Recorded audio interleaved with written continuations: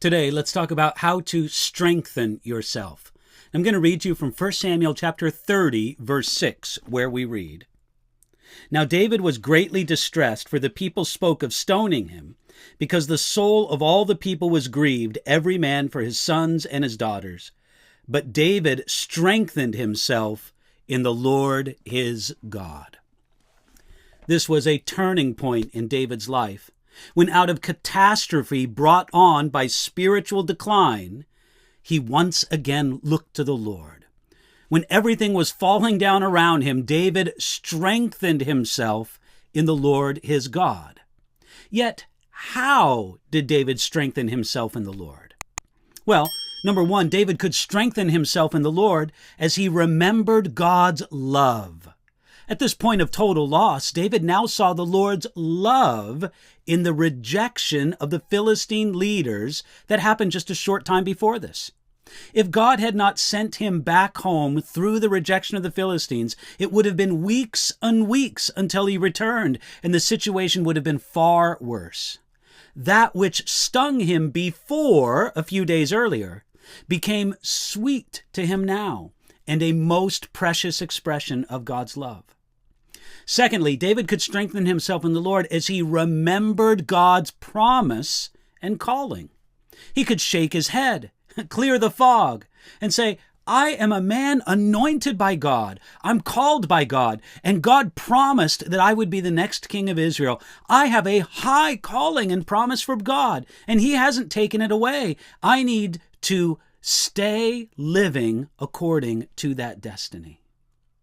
Third, David could strengthen himself in the Lord as he remembered God's past deliverances. He could say, "Listen, this is a terrible spot, no doubt about it. But remember all the times when the Lord delivered me on bout of bad spots before?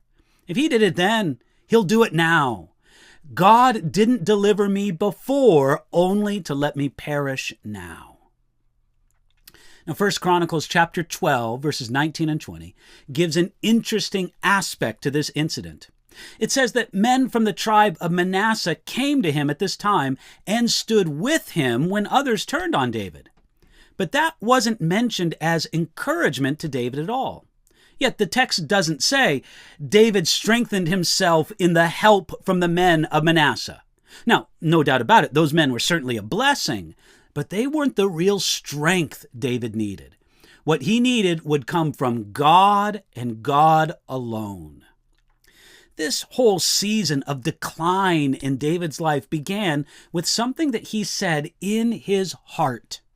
1 Samuel chapter 27 verse 1 says that David said in his heart, "Now I shall perish someday by the hand of Saul. There's nothing better for me than that I should speedily escape to the land of the Philistines, and Saul will despair of me to seek me any more in any part of Israel, so I shall escape out of his hand."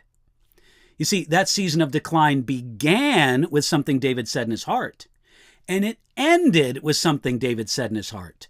He strengthened himself in the Lord his God. Friend, God helping you, you can also do this. You can remember God's love. You can remember God's promise and calling on your life. And you can remember his past deliverances in your life.